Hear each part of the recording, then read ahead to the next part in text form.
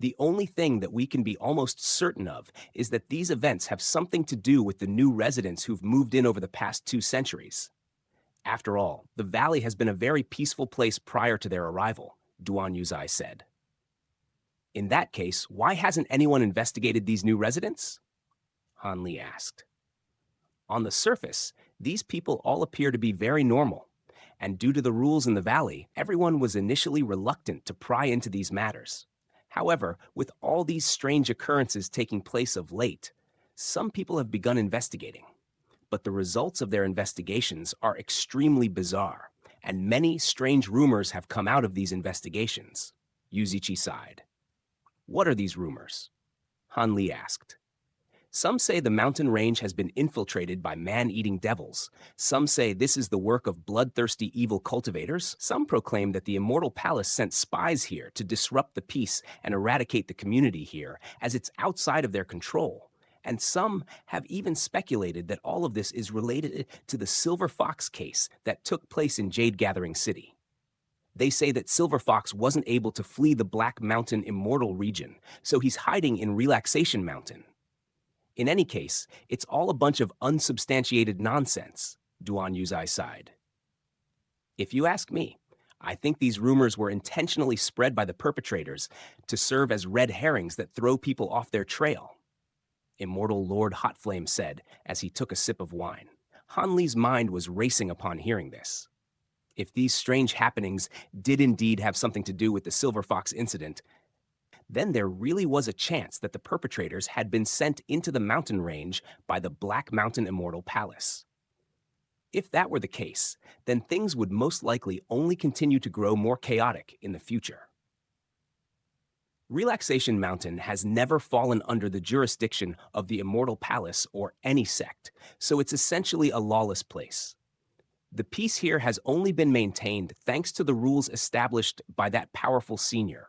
But at this point, there's no longer anyone around to enforce the rules, so I'm afraid things will only get worse from here. Mo Wushui sighed, and everyone fell into a solemn silence upon hearing this. All of a sudden, Immortal Lord Hotflame slammed his wine cup heavily down onto the table as he declared, Even if the sky comes falling down, there will be others above us to catch it before it falls on us. So what's there to worry about? It's not like this is the only place of its kind in the entire true immortal realm. If things become too dangerous here, we can just go somewhere else. That may apply to all of us, but as the Grand Elder of the Fireleaf sect, I doubt that you can just leave this place anytime you please. Han Li jibed with an amused smile. Why do you have to be so direct, fellow Taoist Lai? Immortal Lord Hot Flame complained with a displeased expression. Everyone else was quite amused to see this, and the solemn atmosphere was slightly alleviated. After having some more wine, everyone chatted for about half a day longer before parting ways. No further mention was made of the disappearances that had taken place in the mountain range, but it was clear that it was still constantly in the back of everyone's minds. Han Li departed with Immortal Lord Hotflame, and as they parted ways, the latter once again cautioned him against using his identity as an outer sect elder of the Fireleaf sect, in case he ran into any trouble as a result. As for the exact reasons, he didn't go into further detail, and Han Li didn't ask any questions either. Upon returning to his cave abode, Han Li entered his flower branch abode to check on his spirit medicines and Tao warriors, then went into seclusion in his secret chamber to continue working on his time attribute cultivation arts. However, only about half a year passed by before an incident took place in the Leisure Valley. One morning, Han Li was planning to make a trip to his spirit medicine garden to water his Tao warrior primary beans when he discovered that Duan Yuzai had come to visit. Hence, he opened the entrance of his cave abode to see Duan Yuzai, and he was just about to extend a warm greeting, but it was clear from Duan Yuzai's urgent expression that he was in no mood for small talk. What's wrong, fellow Taoist Duan? Why do you look so distressed? Yuzichi was attacked and is on the verge of death. Please save him, fellow Taoist Li, Duan Yuzai replied in an urgent voice. Where is he right now? Han Li hurriedly asked. He's on Lightbreeze Cliff, Duan Yuzai immediately replied, and Han Li instantly vanished from the spot. Duan Yuzai faltered slightly upon seeing this, then also departed as a streak of light. Shortly thereafter, Hanli appeared on Light Breeze Cliff, and he immediately noticed that a large patch of snow on the edge of the cliff had been soaked in blood and frozen into dark red ice crystals. In the middle of the blood-stained ice crystals laid a young man with his white robe, completely drenched in blood. His complexion was deathly pale, and his eyes were completely glazed over. Mo Wuxue was kneeling in the snow beside him, looking just as pale, and she had conjured up a silver light barrier that encompassed his body while also injecting him with a steady supply of immortal spiritual power. Fellow Taoist Li. A glimmer of hope instantly appeared in Mo Wuxue's distraught eyes at the sight of Han Li. Han Li gave her a nod, then quickly made his way over to Yu Ziqi before reaching into the silver light barrier to clasp a hand around his wrist. At the same time, purple light flashed within his eyes as he roamed his grave over Yu Ziqi's body. As he inspected Yu Ziqi's physical conditions, his brows became tightly furrowed, while a grim look appeared on his face before slowly turning into anger. Mo Wuxue could tell from his reaction that the situation was dire, and her complexion paled even further. "It's all right. He can still be saved," Han Li said. Mo Wushue's heart jolted slightly upon hearing this, following which tears began to well up in her eyes, and she made no attempt to conceal her feelings any longer as she turned her gaze back to Yu Ziqi. Meanwhile, Duan Yuzai was standing a bit further away, and only after hearing that Yu Ziqi could still be saved did he hurriedly approach Han Li's trio. Han Li withdrew his infernal devilish eyes, and his brows remained tightly furrowed as he flipped a hand over to produce a translucent, jade-like pill. Then gently pried Yu Ziqi's mouth open by squeezing his cheeks before feeding him the pill.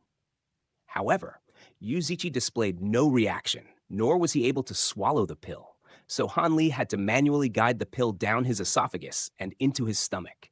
Immediately thereafter, a layer of faint white light emerged over his lower abdomen before flowing toward all of his limbs and meridians.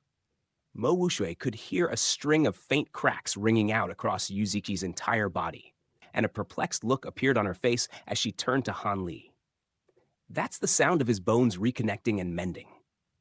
As I'm sure you could already see, all of his bones and meridians have been snapped, and his soul has also been completely ravaged as a result of a forced soul search.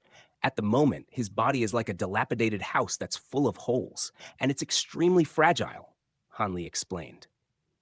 "That's why we asked you to come here instead of carrying him to your cave abode," Duan Yuzai said with a nod. "All I fed him just now was a true immortal stage pill to help mend his bone and meridians, and only after that will I be able to administer further treatment. In any case, it seems that he should be able to survive now." Han Li sighed. Both Mo Wuxue and Duan Yuzai were very relieved to hear this, but they were still no less concerned. After all of the cracking sounds faded, Han Li flipped a hand over to produce a white jade vial, which was filled with a type of purple liquid. This was a soul nourishment liquid that he had refined using the soul birth flower. Back when he refined his earthly deity avatar, he discovered that this liquid was very effective for treating spiritual damage, so he had refined some more. However, thanks to his spirit refinement technique, his soul had become more and more powerful. So there was never a need for him to use this liquid himself. He removed the stopper of the vial, then poured all of its contents into Yu Ziqi's mouth, upon which a peculiar fragrance spread through the air. After that, Han Li brushed a hand over Yu Ziqi's eyelids to close his eyes. Who could have possibly harbored such a vendetta against him that they would beat him into such terrible condition? Mo Wuxue asked with tightly furrowed brows. Perhaps there's no personal vendetta at all. Perhaps the perpetrator only wanted to secure some information from him, Han Li said with a shake of his head. From the looks of it, they succeeded, Duan Yuzai sighed. Not necessarily. Judging from the damage sustained by fellow Taoist Yu's soul, the perpetrator most likely triggered some type of restriction while using a soul search technique on him, thereby detonating his consciousness. However, it's also exactly because of this that the perpetrator seems to have flown into a rage and broke all of fellow Taoist Yu's bones, then left him here to die. Han Li analyzed with a grim expression. Mo Wuxue shuddered slightly upon hearing this, and her hands had already balled up into tight fists in her sleeves. All of a sudden, a thought occurred to Han Li, and he hurriedly crouched down before pressing a palm down onto Yu Ziqi's glabella. A burst of invisible fluctuations surged out of the palm of his hand, and after a thorough examination, he withdrew his hand as he murmured to himself, "I see. What is it, fellow Taoist Li?" Mo Wuxue hurriedly asked. The perpetrator even went as far as to plant a restriction on fellow Taoist Yu's nascent soul, preventing it from being able to escape his body. So if his physical body were to perish, then his nascent soul would also meet its demise, eliminating any possibility for it to escape and possess someone else in the future. However, you managed to save him by sealing his consciousness in a timely fashion while also injecting him with immortal spiritual power, and only then was he able to survive long enough for me to get here. Han Li said. A puzzled look appeared on Mo Wuchue's face upon hearing this. His consciousness has been sealed? I didn't do that at all. All I did was inject immortal spiritual power into his body. Han Li turned to Duan Yuzai with an inquisitive gaze upon hearing this.